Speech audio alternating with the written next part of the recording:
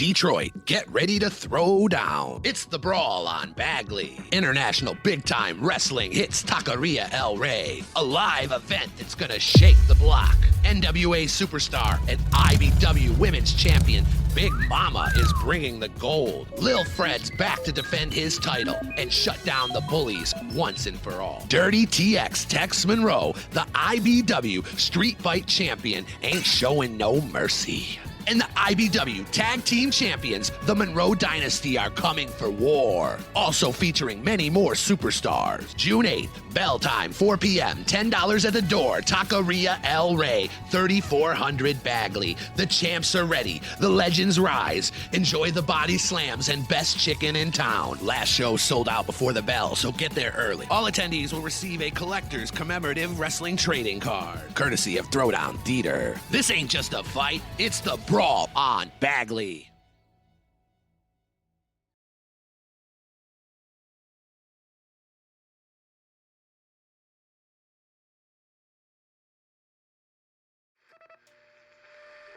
The legends were real. The stories were wilder. And now it's time to talk about it. This is Wrestling Real Talk. And now your hosts, A.T. Huck and Rude Boy.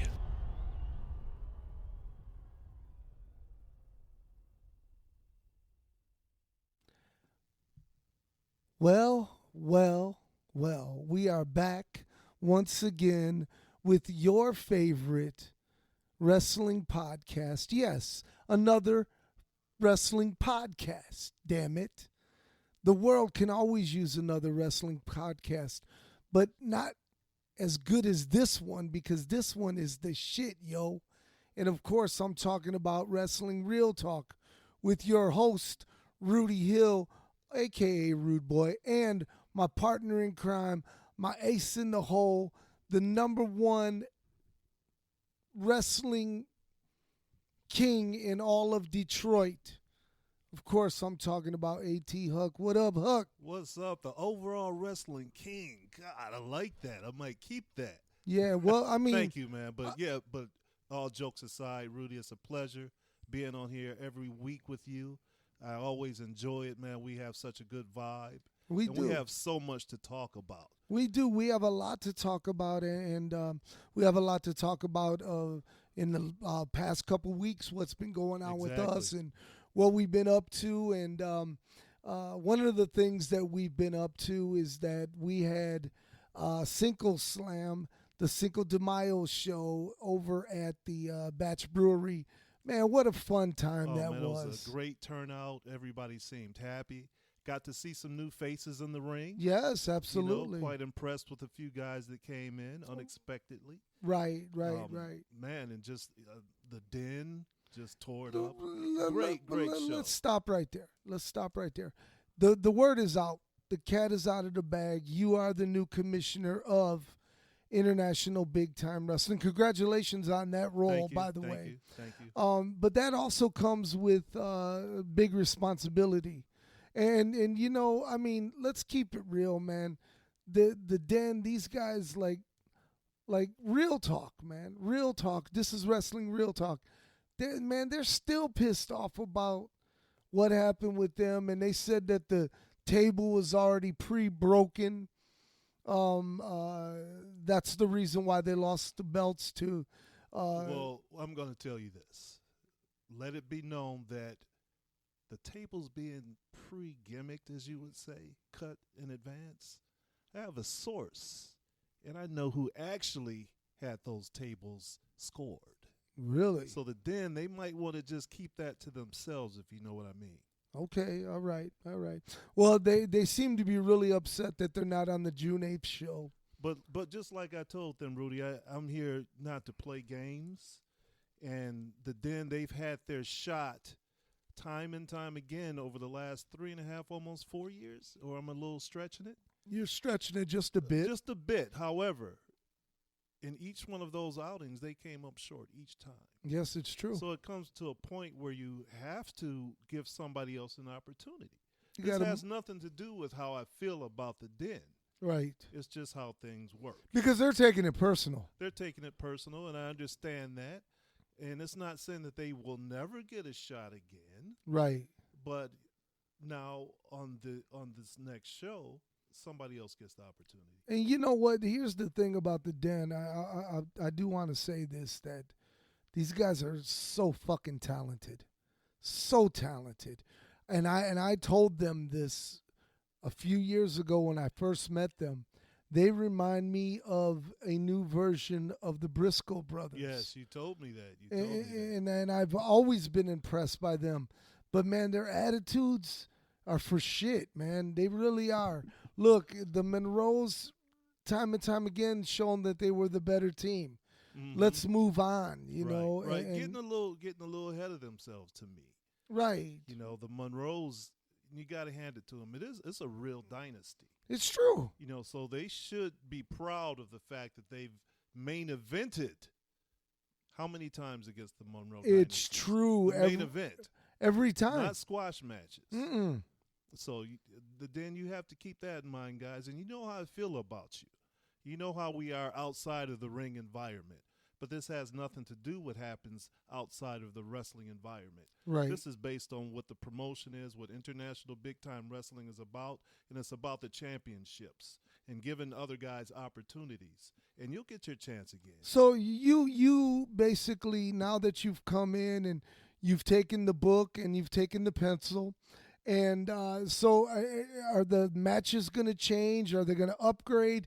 Is the rules going to change? What any major changes that we're going to notice right away with a A.T. Huck regime at the helm of IBW?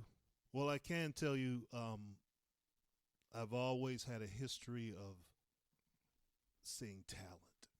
Yes, finding those guys, those diamonds in the rough. It's true. And a lot of them went on to become major superstars. It's true. That's my goal, to upgrade the talent and make them ours first.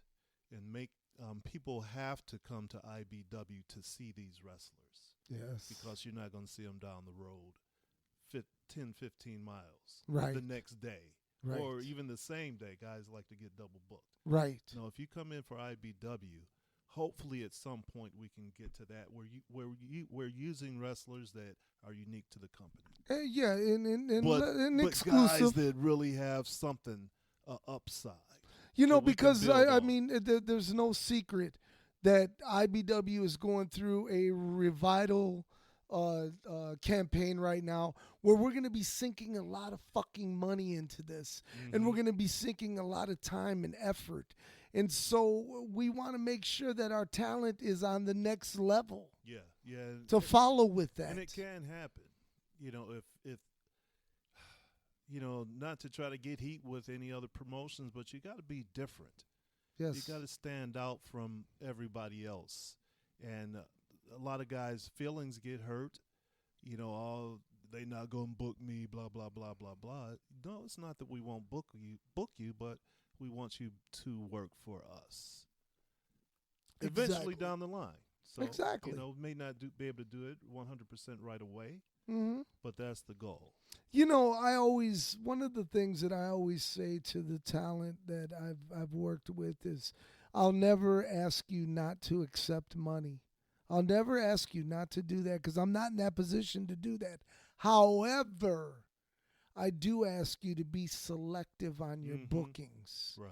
Don't make it where if you're getting a major push over here and you're going over there and getting shit because you're right down the street. Be consistent in your booking. Exactly. I hate when guys work for me and they're baby face and they're heel 50 miles down the road. Right. You know, the territory, quote unquote, is not that big to be that different, that close. No doubt. No doubt. If it was in a different state, different, area like down south, it's different. Absolutely. But locally, going bouncing back and forth. But back to Single Slam. Yeah. Let's get back to the positive vibes. Right. Let's get back to How the did we positive get on vibes. that, Rudy? We did because of the Den, and it is what it is. But you know what? Well, again, welcome again to the commissionership. We're excited about it. It's going to be a lot of fun. But like you said, we got to see some new faces. We got to see some old faces. We got we to did. and let me also tell everybody out there, in case you didn't know, we had some really cold weather here that night in Detroit, and we still had over 300 people outdoors watching. Nobody left until wrestling was over. It's and so it was true. Chilly. Oh, it was. You man. got sick of people saying how cold it was. I said, don't tell me no more. I'm done. I know it's cold. I feel the same thing you do. But it turned out great, man. It did. It turned out great. The management, top notch over there. They treated us with the utmost respect, and we're thankful for that. Of course, I'm talking about International Big Time Wrestling. Wrestling Real Talk, we were on hand. We'll be having some interviews with that coming up later on in the show and on line and all that good stuff. So be watching for that. Now, I met a young lady. Her name was Susan at the Batch Brewery. She asked me, she said, Rudy, she said, I got to ask you this. I said, yeah, what's up? She's about 35 years old. She's a little older lady. Not too, mid, you know, whatever. I'm trying to be. I got you. She was cute. She was cute. Uh-oh. Anyways, she said, Rudy, you always sound high when you do Wrestling Real Talk. Well, I partake a little bit. Said sound? Right. I'm just one of those wrestling fans that enjoys a jazz cigarette and enjoys watching wrestling with my buddies and hanging out with them. So, Susan, thank you. But it was cool meeting you. And it was, like I said, Batch Brewery, top notch. Show them love if you ever get a chance. They're over there on Porter and Trumbull in Corktown, Southwest Detroit. Good place. And you've ate there before. Yeah, man. I had some great chicken. They have a lot of, I'd say, Mexican based food, but the chicken was great, man. Awesome. Yeah, you know I love me some chicken. I know you do. I know. Hey, there's no denying. It's not because I'm black. No. I just love chicken. You're black? Yeah, I am. You know, there's a lot of listeners. They're like, he's black. I never knew that. Yes, they do. Oh, anyways, how's I'm supposed to talk like that? I start talking like this then, so y'all knows I'm black. Oh my gosh! Oh my gosh! Now you mentioned earlier that you got a lot of not started but helped kick in gear a lot of famous professional wrestlers, and we were blessed enough last night to see a couple of those guys, Rhino and Christian Cage. And Claudio. Yeah, They all used to come in here to Michigan. Well, Rhino's right from here. Right. Got his start here. But Christian Cage came in along with Adam Copeland and Joey Legend all around the same time. Right. And formed a little clique called Thug Life.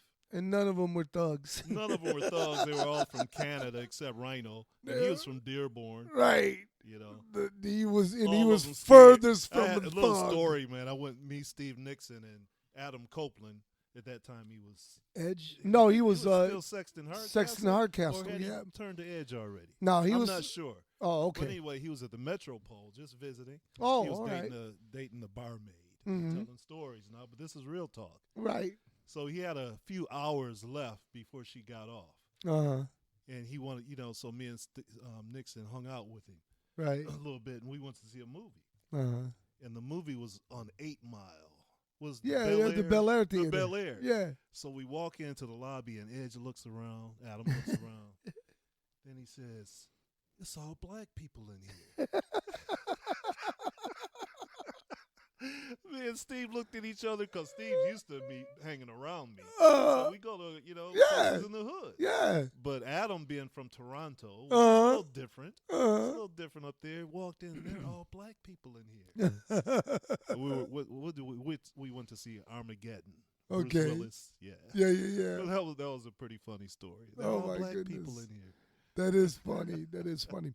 So, going back to my story, we got to go and check out AEW live. Yes, we did. The whole Rocks Great time. TV family got to go, and it was awesome. We went down there, and it was an Great improv. seats. It was thanks to Nyla Rose. Shout out to Nyla. Oh, thank Much you, love Nyla. to you, Nyla. Thank you for the hookups, man. They were top notch. The wrestling was top notch. It was. They put on a good, put on a great wrestling show. Production was top everything. notch. It was great. I was really real impressed. The only thing that I thought was corny and it was whack was them piping in the sound. Because Yeah, that it was was kinda bullshit, confusing. man. It's like, man, it doesn't look like it's that many people cheering. Are Right, they and really nobody's cheering. They're just Are they? standing there looking around, and Sometimes I didn't know the difference, though. It was hard. they did fool you a few times, Mhm. but then I'd look over at Bobby, and Bobby'd be like, Bobby Rocks, he's a sound guy, he's like, man, they piping this in. I was like, I know, this is crazy. Because here's what I'm used to, Huck. I'm used to the days of where you didn't have to pipe nothing in. Mm-hmm.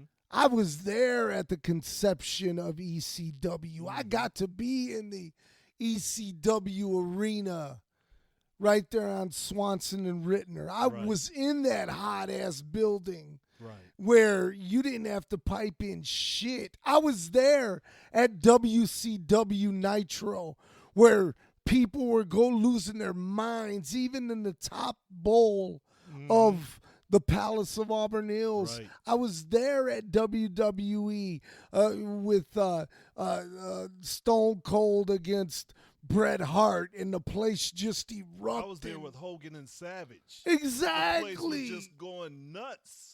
Crazy. And we talked about this the other day. Back in the day at Kobo in the 70s, we didn't clap. No. You stomp the chairs. And it'd just be a rumble in the whole state arena. The whole place. Smoke man. all over the place. Just the lights on the ring. And just this loud booming sound from the chair. Yes, and people just losing their minds. Yeah. And again, that was real emotion. Mm-hmm, mm-hmm. Like you said it best that the way wrestling is presented in some companies are different than others. And with their company in particular, you said it best. It's not the wrestling we're used to. Mm-hmm, mm-hmm. We're used to the grit. We're used to the grime. We're used to the ass kicking. Right. We're used to, man, having emotions, man. Is Tommy Rich going to be okay, man? He's a bloody fucking mess. Yeah, it seemed more spontaneous back in the day. Exactly. Now you can see it coming. You're watching it. Yes. I'm not surprised by anything that really happens anymore. Right. And in the 80s, 70s, and 80s, you were always surprised. Right. And it wasn't expected. And the matches were never all the same. No doubt. Plus, everybody didn't do the same moves. Right. So now in matches, you'll have duplicate matches where all the moves are, you just saw them in the match before. Right. No doubt. Yeah. No doubt. Nobody wrestled like the Sheik. No. Nobody wrestled like Terry Funk. Mm-mm. Nobody wrestled like Ric Flair, exactly like Ric Flair. Mm-mm. They all had their own persona, the way they moved, the way they executed everything. Now everybody does it pretty much the same way. Everybody's like, they're carbon copy. Mm-hmm, mm-hmm. I agree with that 100%. Now, back to the show.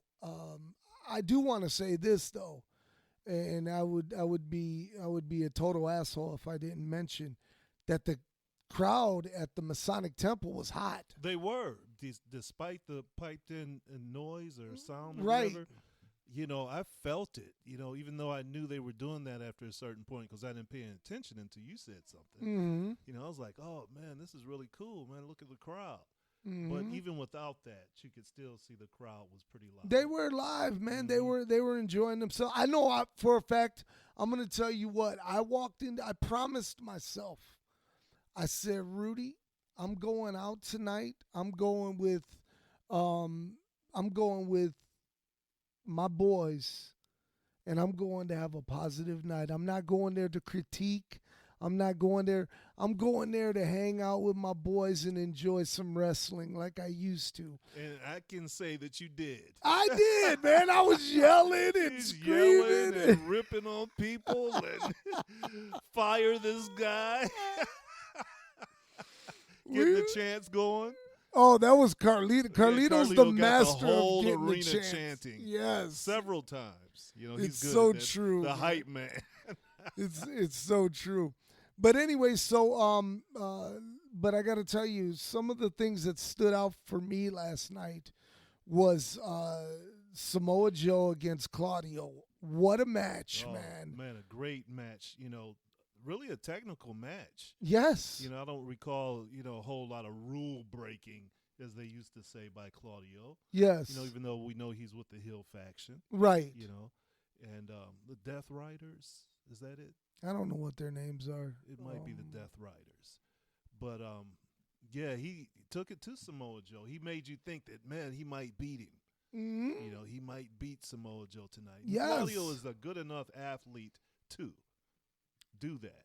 We had this conversation off the air, and yeah, he's a great athlete. Mm-hmm. He's one of the best in the world. Right. If he could cut good promos, he'd be great. He'd be on another level, Yeah. man. I think agree with might that. be holding him back. I hate to say that because he's such a great guy and super talented. Mm-hmm. And can show that he can go in a main event. Mm-hmm.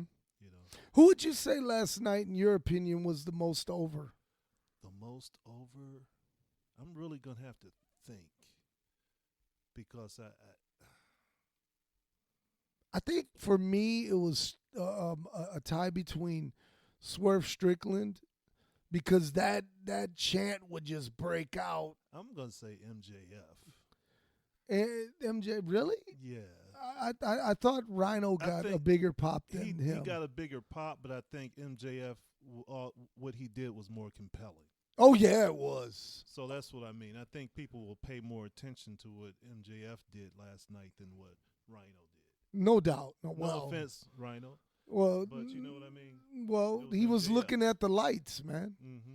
There's nothing compelling about and that. same with Swerve Strickland. You were disappointed. You were like, "What happened?" Right. At the end of the night, his hand did not get raised. Right. It's true. It's Yeah. true.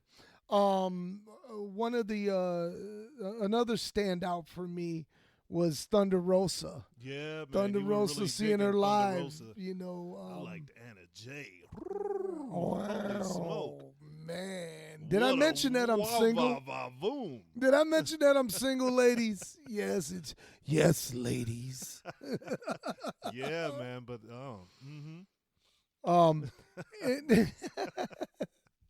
Anyways, hey, don't forget, man, today's episode is brought to you by Taqueria El Rey.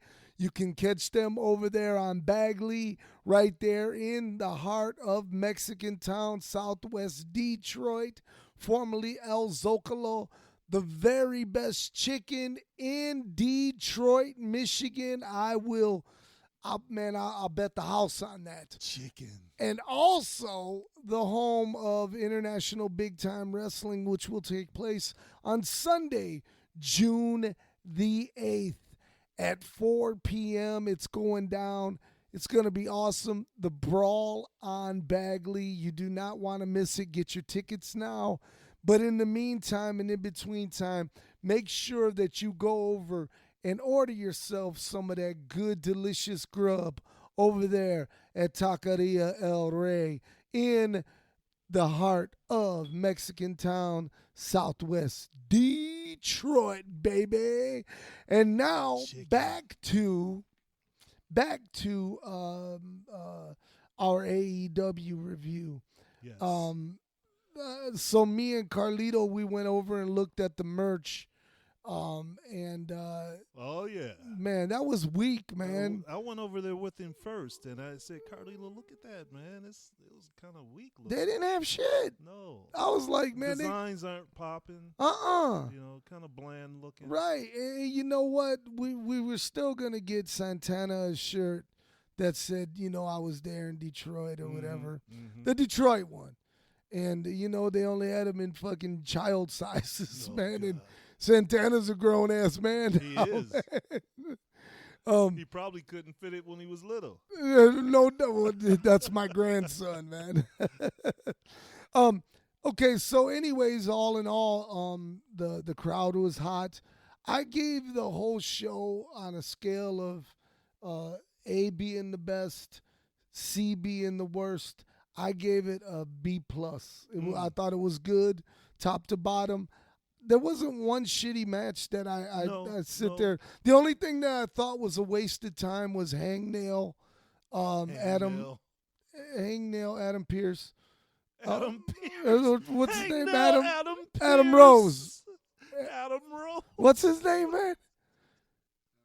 Adam Page. Adam Page. Look, I'm high, bro. Don't fuck my high up, bro. I'm trying to enjoy this. You know who I'm talking about? That hillbilly, that doesn't even have a cowboy hat. That cowboy who ain't even got a cowboy hat. How can you trust a cowboy without a cowboy hat? And now, why was everybody saying cowboy shit? I don't know. I didn't understand that. I couldn't man. understand what they were saying most of the time. Right. But that was a waste of time. And that guy can't cut a promo for shit. No, real talk. And Will Ospreay is a great wrestler, but a terrible talker. Yeah, same thing. It's something about them. You know, they know how to talk, but it's not captivating. Right. Nothing stands out about their personality. I was bummed out that Jericho wasn't on the show. Jericho. I wanted to see Chris Jericho. I'm a Jericho fan. I really am. You know, it goes for years and years since he was Lionheart. You know, I always thought, man, this guy's really good. And then he knows how to cut promos. And on top of that, you know, a lot of people criticize him for being out with his band Fozzy. And let me tell you something, bro. He's living his dream, man. Why would they criticize him for that? Exactly. He's doing what he loves to do. Bro, That's what life's about. Go do you. Enjoy your dreams, and then man. He comes back. And he always morphs. He changes. Yes. And he's successful every time he changes. Goes with the times. And let me tell you something. And the man still can go on a high level. That he can. After all of these years, Huck. Oh, yeah. And we've seen him for 30 years plus. At least. And he still goes on a high level with these young cats.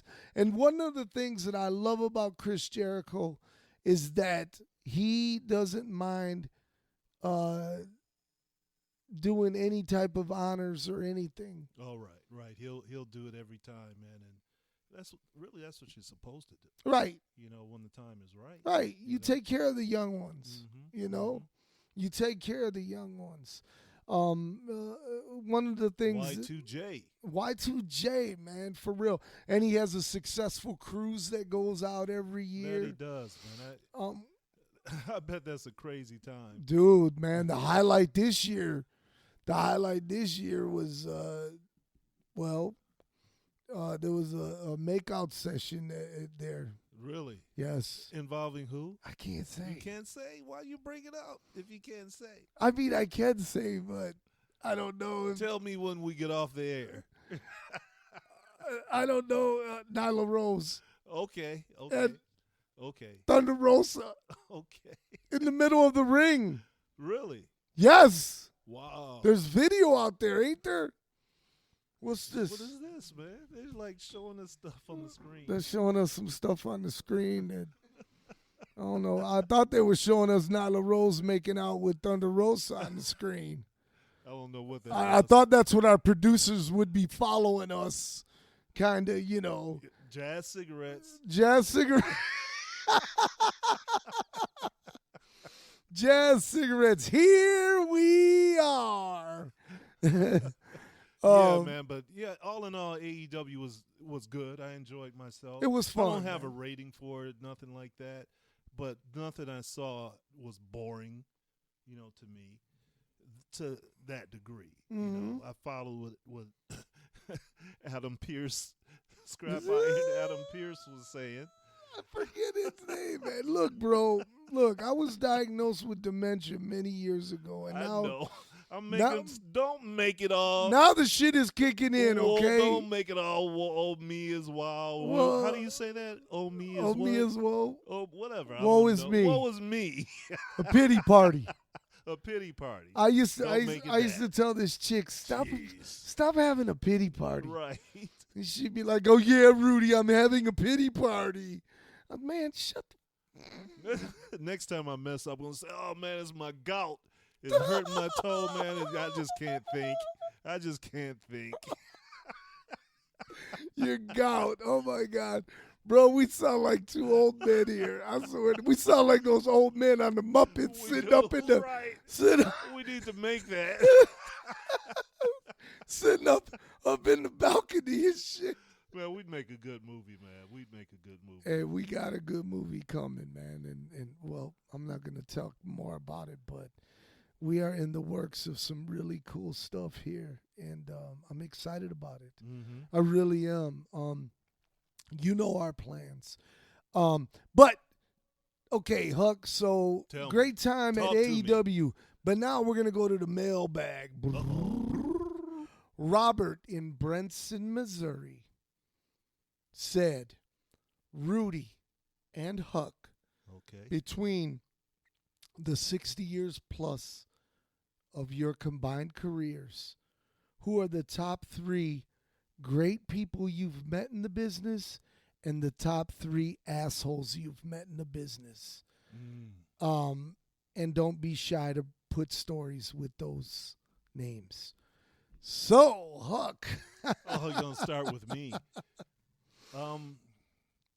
Robert and Branson. It's real easy, too. If you'd like to get your question on, it's simple. Simply go to mywrestlingquestion@gmail.com. mywrestlingquestion@gmail.com, just like Robert did. And we'll answer your question just like Huck is about to do with his first of... I'll try to keep it asshole in order. or good. Nice guys that I met. I'd say Terry Funk. Was one of the nicest guys I met. Every time I was around Terry Funk, he talked to me. We, like we've known each other for years, and I guess we have. Yeah. But not like that. But when you're around him, he acts like you've been in his life every day. Amen to that. Amen. So to I'd that. say Terry Funk was. And let me co-sign on Terry Funk, because he is a great guy. Was a great guy. Mm-hmm. And to know that one of your heroes knows you by name, right? That's pretty fucking awesome. Right. Yeah. And when Terry would say Rudy, I would just melt inside. I know. I have a little story, from the gathering. I Okay. forgot what year it was. Of course, I'm bad with dates. But Terry Funk was there, and I was hanging out with him a little bit. Okay. It had been after the autograph signing. Okay. And I was, at his door. And why don't you come in and smoke with me? And I was like, oh, man, I wanted to so bad. But I had an interview coming up to get a blood test. Oh. For a job. With dealership. It was for a car dealership. Right. So, and I was always worried about that showing up. Yeah. So I didn't get my chance to blaze with Terry. Oh, man. And he was like, understand, I did get my chance, and I got to do it at the Double Cross Ranch. You actually at the ranch? In Amarillo with Sabu and Insane Clown Posse, and all of us. We took our whole tour bus there, and we went out in the back. He had like a kind of like a garage type deal, where he'd go back there and his man spot. Right. And he'd say, we could go back here and blaze so mama can't see. His wife was still around then, yeah. Right. And that's that was cool. pretty cool, man. That So was, was but I wasn't smoking then, so I never that's got to right, do you it. didn't smoke until No. late. Just a few years, really. Yeah. It hasn't been that long. It sure hasn't. Amazing. It sure hasn't. Amazing. But Terry Funk, one of the nicest guys. I'm gonna Mhm. start off with one of the nicest guys that I've met in my 30+ years in the wrestling game. Is his real name is Wayne Ferris, but he also goes by the name of the Honky Tonk Man. And the Honky Tonk Man, let me tell you something. I've seen him be cruel to some people. And I don't know what it is about him and I, but we gel really well. Mm-hmm. And he just, like, every time I see him, just like you said about Terry Funk, he's like, "Rude boy, what the hell you doing, man?" You know, and then he'll look at me and he'll say, "Well, kid, you're looking good. You're losing weight. You look good, you know." and then he's like, "What are you doing? You know, what kind of diet?" And I was like, "Diet? Shit, Ozempic, bro." Trulicity, man. What are you talking about? Honky Tonk Man. So that's yours, huh? Yeah, Honky Tonk Man. Okay. You know, and I met him when I first met him. He was on the JCW tour, and nobody liked him. Mm-hmm. But him and we had that old school connection. Yeah. So him and I would sit on the tour bus for hours as we were driving to the next town. And he would just tell me stories about Memphis and Calgary. And you know me, I just sucked it up. I was like, Hey, oh, well, man. you know, not to rain on your parade with the Honky Tonk Man, he never talked to me. What? No, I would speak, but never, like, you know, sit down and chat, you know, type thing. Just put off a little vibe, so I just stayed away from No Honky Tonk shit. Man. Yeah. Wow. Yep. That blows my mind Mm-hmm. because, well, no, it doesn't blow my mind because I watched him do that to a lot of people. Mm-hmm. I did, and he used to do it all the time to Shaggy Too Dope. Really? He would kayfabe the You fuck gonna out of him. Shaggy? He was cool Well, the bosses. with Joe, with Yeah. Violent J, Yeah. but Shaggy he wouldn't say 2 words to. Isn't that And something? yeah, and I was like, wow, you know. Mm-hmm. But some people you just don't gel Yeah, with, and exactly. it just you know, doesn't it was work never out, any you know. words or anything like that. Right, But right. just no right. connection for me to say I know Honky Tonk Man. Absolutely. After refereeing several of his matches and being on JCW with him. Right, You know, right, Border City Wrestling. You know, never like right, to know my name. right, You know? right. So, Okay, so Huck, who's the asshole, the first asshole you're going to bring up? well, I'll put it like this. Wait, and this is just, wait. And the criteria of this conversation is who was indirectly a jerk to you or Yeah. you seen it around you. Right. I can go there, really. But for me, interaction, and it's changed now with Raven. With you know, Raven. ECW, he was an asshole. Yeah. You know, at least to me. Uh-huh. You know, and it may have been my fault, and I tried to make up for it, but he was still standoffish. Uh-huh. But and did I tell the story on here already where Paul Heyman sent me and Scott D'Amore I don't think you did, but let's hear it. to get pants? You for and Raven. Scott D'Amore. Me and Scott D'Amore to get pants for Raven because his gear got either lost or late. So he didn't At the airport. Yeah. So Paul Heyman said, "Go get Raven some pants," and gave me like $20 or something. Mm-hmm. And I was like, "What do you want me to get him?" It doesn't matter. Just get him some pants. And I said, "Are you sure? Nothing specific? Just get him some pants." He started getting mad a little bit. God. Started getting mad because I wanted to specifically know. Right. You don't want to come back with some bullshit. Long story short, evidently I You did came come back with some bullshit. You know, we went to some store. I don't remember if it was a J.C. Penney, some store like that. I saw some black pants, his size. That was under the $20, and they look cool to me, you know. So I took well, these you're pants 80, to Raven, motherfucker. but Of course not they then. look good Not to then. you. This was 19. Shit, bro, you think baggies look cool, 97? man. What year was this? 97? Something like that. 98? But anyway, I took him some pants, but they were like Hardy Boy pants. They had zippers and shit on them. And I gave him to Raven. He lost his mind. Did he? Yeah, he was. Was he crying like pissed. a bitch? He was pretty pissed about it. You don't watch our project? Our product? You don't watch our product? Well, why don't look at your fucking but shorts? Thinking about it, it's like, damn, if he had said, and just me not thinking, I think it was my fault, that I should have got him some jeans. Right. It was my fault, but I didn't take it well. I was like, fuck you or whatever. Right. So we weren't cool for a little bit, but I, tried to mend it, and I think I did. Raven's always been a dick to everyone I've ever seen. Everyone you ever seen. Right, including myself. And I can't think of a specific, but I always knew he rubbed me the wrong way, so I never had two words to say to the man.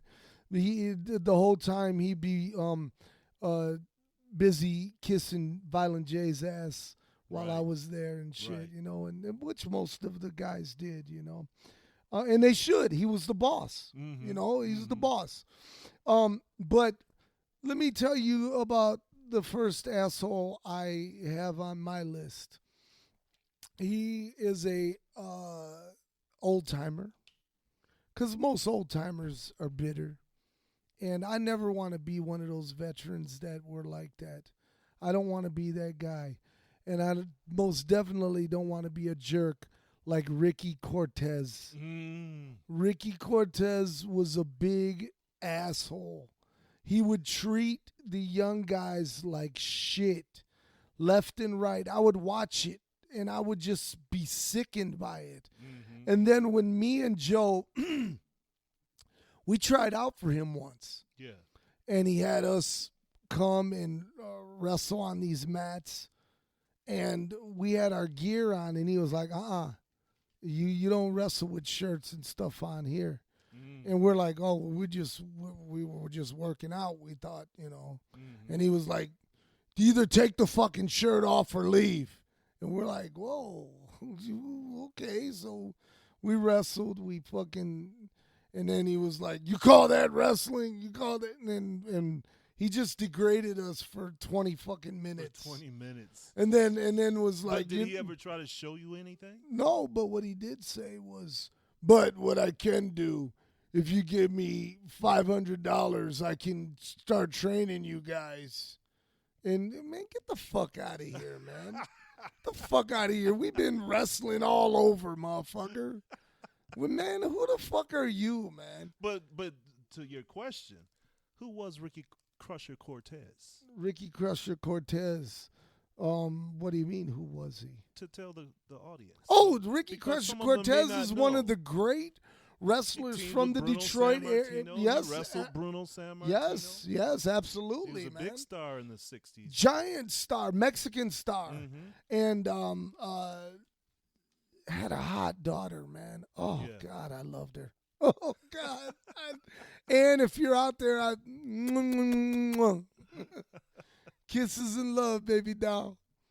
Oh, you know what? I'm single. No, now the crush is gone. Raw, hell yeah, man. Shit, because he wanted to kill me, man. But that's another story. But anyways, yeah, Ricky Crusher Cortez, he was just one of those bitter old men in the business. And and I don't know why, because he was on top. He'd been to the top. But that fall from grace is a hard fall. Yeah, and we don't know how much money Ricky Cortez made. True. He was known, but he was not a superstar. True. Even back then. True. So he probably didn't save his money. Mm-hmm. He continued through the 80s. He continued to work at Ford Motor Company. Yeah, that's what I'm saying. He had a different occupation. Right. Because he was on nobody's TV throughout the 70s and the 80s and the 90s. Right. On nobody's TV. Right. So he was doing the little spot shows here and there and stuff. Yeah. Unlike the Sheik. Right. Was still out there. Georgia Championship, Japan. It's all over the place. Exactly.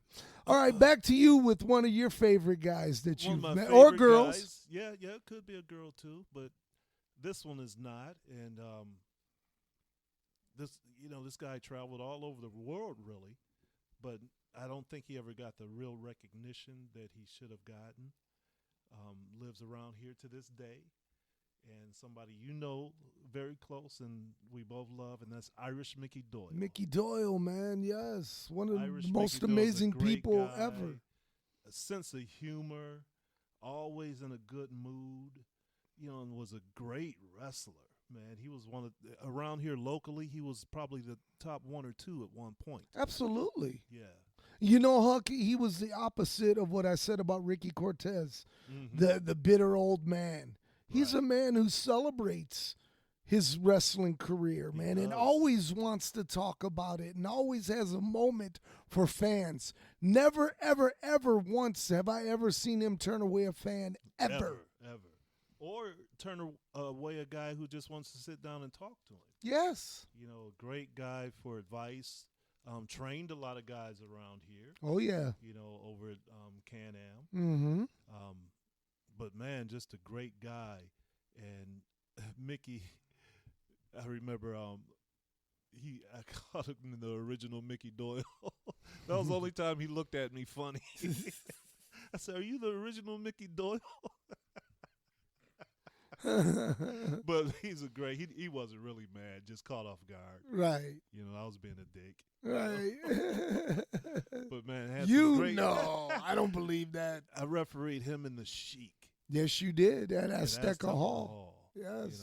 The Sheik and Irish Mickey Doyle.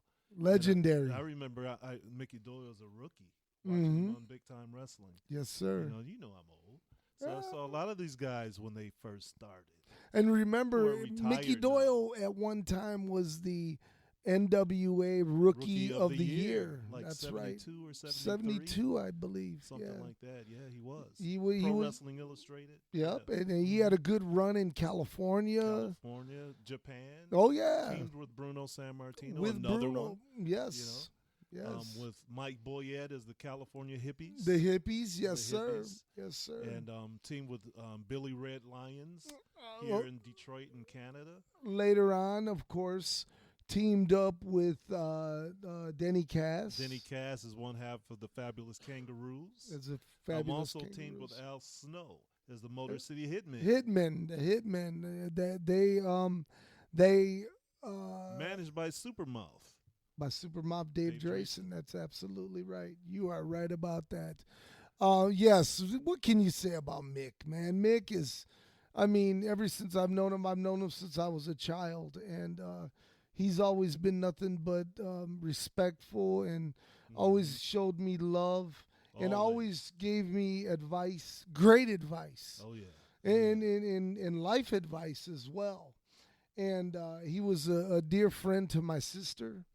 They were really good friends, and she just knew him as one of our colleagues from wrestling. She didn't know him as this legend that he was, but they would just talk, and they would, he would give her advice and stuff like that, and just a great all-around guy. Worked for a long time at the post office too. Yes, that's true. That is absolutely true. Yeah, but Mickey, what can I say about the guy, man? He's just all around great guy. Well, some of my favorite matches that I ever refed were with Mickey. Him versus the Sheik, him versus Bruiser Bedlam. Oh, at wow. MTW. Those are good matches. Yes. There was several of them. Yes. Yeah. But Mickey Doyle is my choice. Mickey Doyle, what a great choice, man. I love that choice.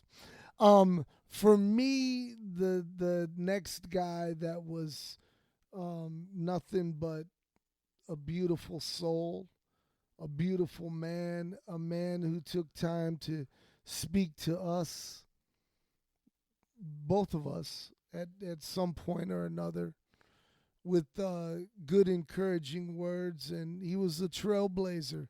Of course, I'm talking about Bobo Brazil. And Bobo was just a gentle giant. He was someone that you could approach, and he was never at a loss for words or never bitter. Whenever you seen him, whenever you talked to him in the dressing room, he was never one of these guys who were just mad at the world. And even though I could see the pain in his face as he was lacing up his boots, I knew the man was in pain, but he still talked with a smile on his face. He did, You know, and he had an infectious smile. Yeah, we got to spend several locker rooms with him. And another little story, and I think you remember. We were in the locker room. Me, you, Bobo, maybe Frank was sitting there. Mm-hmm. I'm not sure how it all started, but that unknown Sheik. He was what was he? The lumberjack. Something like that. Right. Whatever his name was. Right. Tried to get you to make a run for him. Right. You remember that? Right. Oh, yeah. And He you told were me to like- go to the store. You looked at him up and down like, who are you talking to? Right. Right. And it got a little heated. Mm-hmm. And Bobo had to kind of step in a little bit and say, hey, cool it down, guys. Take it easy. That's true. That was Bobo getting the locker room in check. That's true. That's breaking true. up a potential fight. Right. Because I That's was like, who the during fuck that is this time. guy? Yeah. I ain't going to Ain't no young boy. Right. You gonna pimp me out? What? Fuck. Shit. Hey, kid, go get me some. Go But- get me a beer.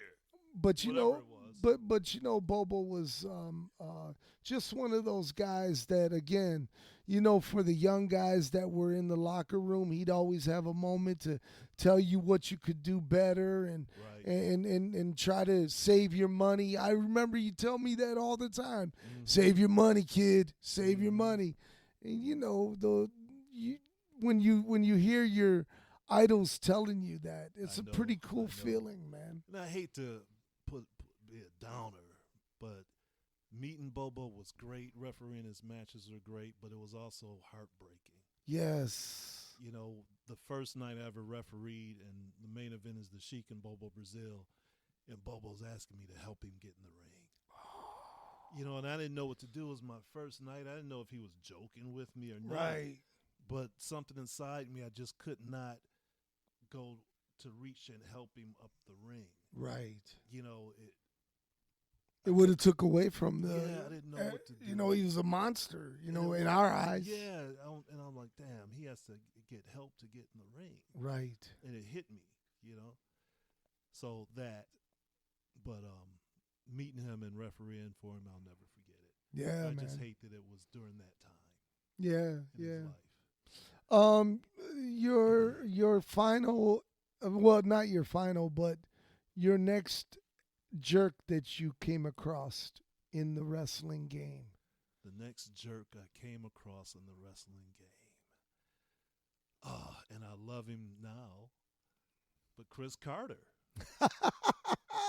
It's no secret. Me and Chris Carter did not really get along. It's From true. Our first time outside of meeting him. Right. When you took me to Muhammad Jihad Sa's garage. Yes.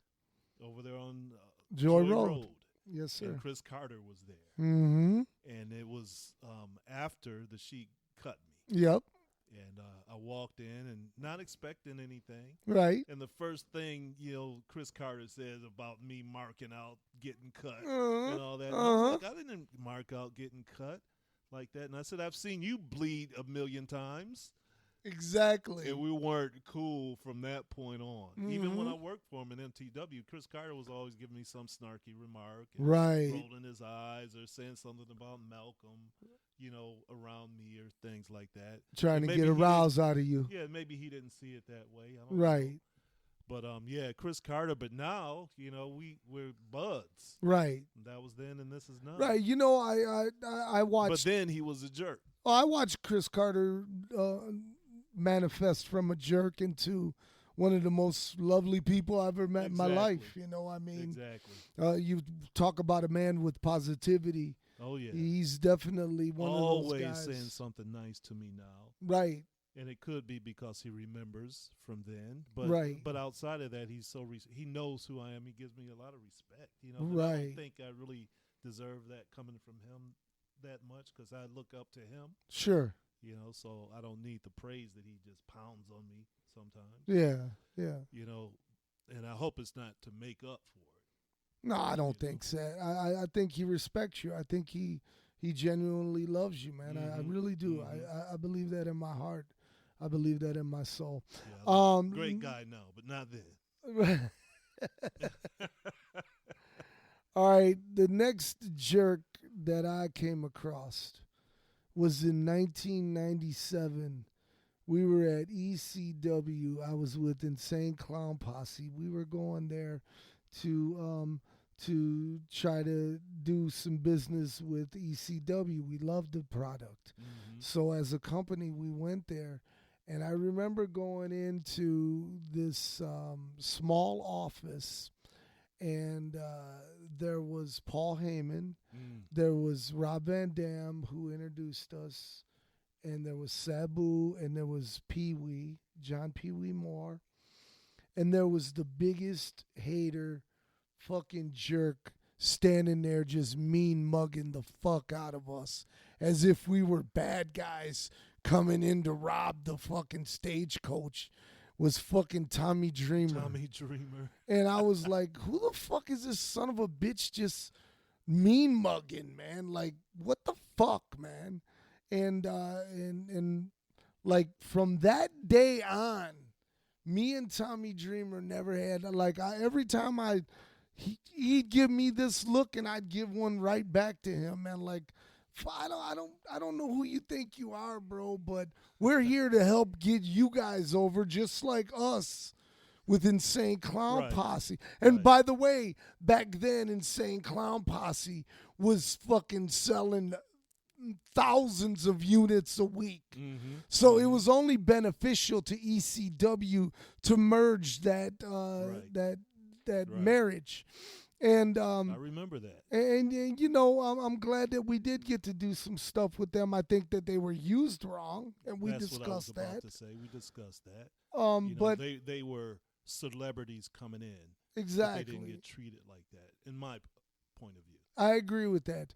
So Tommy Dreamer, and then years and years after that, I would watch him, the way he would look down on and talent in the dressing room and shit. And then just kayfabe guys when they're trying to talk to him and stuff. And I'm like, you know what? Fuck that guy. And I say it to this day, fuck that guy. I hear you. Tommy Dreamer wasn't cool with me during ECW days. Yeah. But now I've been to hockey games with him, out to dinner with him, all that kind of nice. Since then. But back during that day, and I never really knew what it was. And I always try to look into myself to see if it was something I was doing. And it quite possibly was, because I never was one of those guys to shake everybody's hand or speak to everybody right off the bat. Okay. I hate looking for guys just to go shake their hand. Sure. So it could have been some of that. Right. But then Tommy Dreamer also worked for Sabu here in Michigan, Detroit area back in the day. Right. And with Scott D'Amore. Right. But this specific time, he gave me a DDT. Mm-hmm. And Sabu went off about it. Really? Yeah, complaining about the DDT. And then I set up, it looked like to Sabu that I was sitting up like the Undertaker. But I set up and then grabbed my neck. Oh. But he just saw me sit up. Like right, as if you weren't selling. Right, but I was holding my neck. Right. Sitting up. Right. I didn't want to play dead because who's going to come get me? Exactly. You know what I mean? Exactly. But he made me come right back out the next match to make his DDT look weak. I remember that. I bet neither one of them remember, but I do. Right. And I didn't know if, he held, because when I first went to ECW and I said, hey, Tom, you remember me? He was like, yeah, I remember you. Like that. And I was like, damn, that was kind of bland. Right. So that was so Tommy Dreamer for me as well. Yes. So back to you in your final. Which one? Good guy. Good guy. Final good guy. Wow. Somebody that's just nice. Or honorable mentions, too. Honorable mentions in wrestling that I know. Good guy. Got to give me a second. Man, I have mixed emotions about it. But he helped me out a lot, and that was Mike Kelly. Mike Kelly. Machine Gun Mike Kelly. Mm-hmm. Al Snow's former tag team partner here in the Detroit area, the Wild Bunch. So you consider him a good guy in wrestling? To me. Uh-huh. For me, he was. Uh-huh. And that's why I hesitated, because I know things that happened. Right. Stories about, things that had nothing to do with me. Right. And all my stories start out either one way or the other way. Mm-hmm. with Mike, he took me to Al Snow's. Mm-hmm. You know, I'd spend the night at his house so we could make the trip. Took me throughout Ohio. You know, booked me in all these different places. Mm-hmm. You know, and I introduced him to Ren and Stimpy. You know, the cartoon. Mm-hmm. You know, so we had a cool relationship early on. Mm-hmm. You know, and he was a good guy to me. But then there's stories that changed that. Mm-hmm. You know, which I may have talked to you about. Mm-hmm. You know, where he wanted to come work for Midwest Championship Wrestling. Right. He called me on the phone. And, oh man, I hate telling this, but Well, it's the truth. This is real talk. Stipulations that he had to be in the main events. He had to control all of his matches. And What? he doesn't want to be paid in food stamps. What the fuck, man? And I was like, Mike, and he said, if not, I'm going to go run my own promotion. I said, Mike, you better go run your own promotion. Right. You know, and that was what was Great Lakes Championship Right. Wrestling. Right. You know, out of the Wayne Ford Civic League. Right. That's how that's kind of started. Mm-hmm. You know, and I was never really cool with him after that. Mm-hmm. You know, I don't want to be paid in food stamps. Mm-hmm. You know, and it was Sweet Daddy Malcolm Monroe's promotion, but a lot of people would always call me for some reason. Mm-hmm. You know, to think that I can get to Malcolm Right. easier than they can. Right. You know, which was probably true. Right. But that statement right there, saying that, changed him from being a really nice person to somebody that I really want to associate with. Right. Right. So right. complicated. It's complicated one. Well, you know, I heard the stories about Mike Kelly. Mm-hmm. I heard the stories, and I used to look, man. I used to sit and listen to his little racial jabs that he would do in the fucking dressing rooms. I used to hear it from all of those guys. I never heard that from Mike. I used to hear it from him. Really, you probably know, because I wasn't around. Well, and it wasn't about blacks. It was about Mexicans and because you're sitting you right know there. we're there, Los Brutos, and you know him and Al Snow would poke fun and you know. Back then, you it's didn't shoot like, it back at him. No, just ignored not really, man. Because me and Al Snow, we never got along ever, and he's one of my honorable mentions of assholes in wrestling. And to this day, I say fuck Al Snow. But that's my personal opinion. But going back deep tonight. Yes, we are. But going back to Mike Kelly, Mike Kelly was a guy who I always thought when I watched him wrestle, look at his goof, man. Look at his fucking goof. And then after we found out what kind of a real man he was when he ran from Bruiser Bedlam and hid under a car, right? A truck. Like a van. He hid under it. Yeah, that's another story, man. This was... You were there. Yeah, Insane Championship Wrestling, I think, at the Motor City Sports Club. And the match was Ian Rodden versus Bruiser Bedlam. Or for you who don't know, that's Johnny Canine from way back in the day. Yes. Bruiser Bedlam. Yes. And previously, Mike Kelly had him booked at his promotion Mm-hmm. that he started based on me telling him to go start the promotion. Mm-hmm. Bruiser Bedlam no-show for whatever reason. I don't know why. Mm-hmm. But Mike ran him down on the mic, saying that he didn't care about you fans to show up, blah, blah, blah. He no-showed, blah, blah, blah. Uh-huh. And it got back to Bruiser. Oh, shit. And right during his match, Bruiser Bedlam sees Mike Kelly standing there in the audience. As they're fighting on the floor, Ian Rodden and Bruiser. Bruiser goes after Mike Kelly during their match. Oh, shit. And Mike takes off. And Ian is in hot pursuit of Bruiser because he wants to keep working. Right. So he stops him and clubs him behind his back. But if he got his hands on Mike, he would have tore him up, damage man. right then and He would there. have tore him up, man. So afterwards, right after the match, Bruiser went looking for him. Right after the match, he didn't go to the locker room. Right. So Mike was still lingering around. And Mike saw him and went out the door before Bruiser could see him. Uh-huh. And people said they saw him under the van. Oh, my God, man. But later, he was at my print shop when I was in Hamtramck. Uh-huh. And Mike said, I'm not a fighter.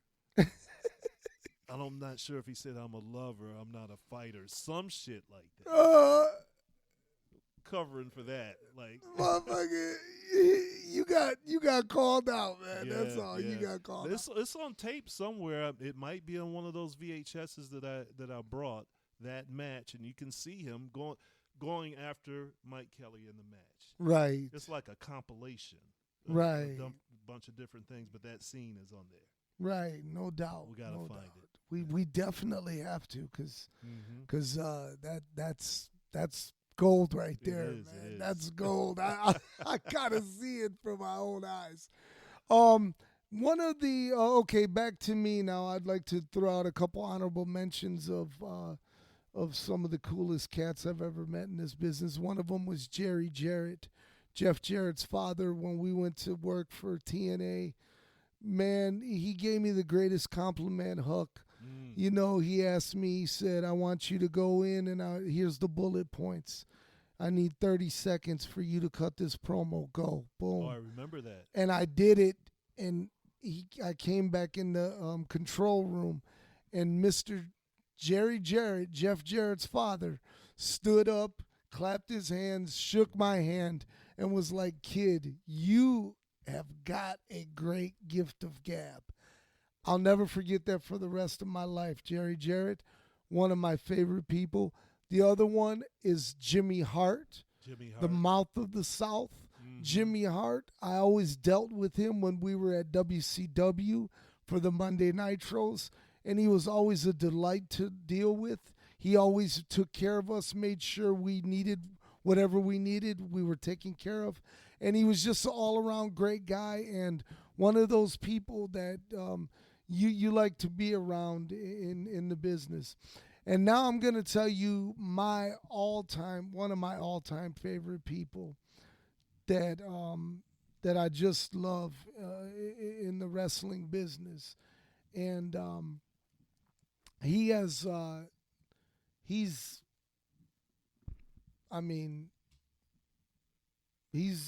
truly one of my buddies, man, my dear friend. And you mentioned him earlier, and it is Chris Carter. You know, Chris Carter, as a 12-year-old kid, I was riding my bike, and there he was, man, putting up posters for this show they were having at Azteca Hall. Yeah. With Al Costello. And I drove up. First off, I'm in Mexican town. There's no bleach-haired blonde, and he was on TV then. Right. You recognize him from TV. Right away, I was like, what the fuck? That's Chris Carter. Shit, so I went up to him. I was like, you're Chris Carter? He was like, yeah, get out of my face, kid. And I was like, what are you doing? And he was like, here, take these posters and give them to your friends. And I was like, oh, man, you guys are having wrestling? He was like, yeah. I was like, man, I want to become a wrestler. And he was like, you want to become a wrestler? He was like, ask your mom and dad if you can come to the wrestling next week. Yeah. You come there at 4 o'clock. And how old were you again? 12. 12. Okay. You come there at 4 o'clock, and I'll get you started in wrestling. I walked into the Azteca Hall at 12 years old at 4 o'clock, and he said, do you want to learn to wrestle? I said, yeah. He said, you see those stack of chairs? Start setting them up around the ring. And that's what I did. And that's what I did, Huck. And from that day forward, we have been friends. Of course, we've fallen out here and there. That's what friends do. People do. Right, exactly. But all around, I've worked for him in my shoot job, and he's just been a good person. He's a good person to my family. He's all around, again, one of those guys where it's like, because I've always been a mark since I was a kid for him. So I was blessed to meet him and him gravitate towards me because, like you said, I've watched him treat several people like shit. Right. And I was just one of those guys that he embraced, and I was blessed by it. And to this day, I'm thankful that he's still a friend of mine. Yeah. And go ahead. No, if you're not done. No, I am done. Well, I have one. I'm not sure if I'm done or not. No, this is you. This is your last one. My last one, and this is a nice person to me, and I was surprised, but I'm so happy, and it fills my heart up. I could almost go into tears that this man was so nice to me, and his persona said something entirely different, and that was the Sheik. Absolutely. The Sheik was so nice for me right from the beginning. Mm-hmm. Was never get away from me, kid. I sat next to him. It's not like this was my space. Right. You know, get away, talk to me from the very beginning, gave me advice from the very beginning. Never kayfabed. Right. As far as like he couldn't really speak. Right. Which a lot of people, that's all they know about the Sheik. Exactly. Never heard him talk. Exactly. And me right off the bat, he talked to me. Exactly. And it was such an amazing experience to get to know him the short time that it was. And I idolized him in a certain way as a kid. Of course you did. Even though he was the most hated man in professional wrestling. Of course you did. He was the reason I tuned in to watch big time wrestling. Right. It wasn't really for Bobo. It was for the Sheik. Of course. Back you during wanted that to time. see the wild you man. wanted to see what he was going to do. Right. Who he was going to mess up next. What was going to happen and next. Man, he's crazy. Exactly. But then, man, I'd wait down at the bottom of Cobo Hall sometimes to see the wrestlers come in. Mm-hmm. And one night, here comes the Sheik. What? Man, he was so sharp. Had on like a burgundy velvet jacket, sunglasses. I think they had like blue lenses in them. What? Hair. Usually his hair is just all over the place. Right. But you can see he had spent some time hooking doing it his up. hair. Yeah. And it wasn't balding or anything. It was still grayish like, and he didn't have his fez turban. Right. His head dressing. He didn't have that on. Right. And right behind him was Ernie Roth, the Grand Wizard. Yeah. The Weasel here in Detroit. Abdullah Farouk. And he was already in his gimmick, though. Uh-huh. But the Sheik, man, he just looked like he already had his fez hat on and stuff. He already had that stuff on, Uh-huh. So, man, it was great seeing him. But getting to know him was awesome, and he was so nice. He was a great guy, think man. That he didn't know that he was like that and that he was mean or something. He wasn't. No, he was a great loving guy. family man, during that time. And World War II veteran. Went to college. Nobody knew that. Michigan State. Michigan State. State. Nobody knew that he military, was a decorated veteran, man, Exactly. That's I love it, man, and I love that he's one of the greats that could scare the hell out of you, but could be the sweetest, gentle person ever. Yes. Ever. Well, now that brings me to my final jerk in wrestling. And my final jerk in wrestling is,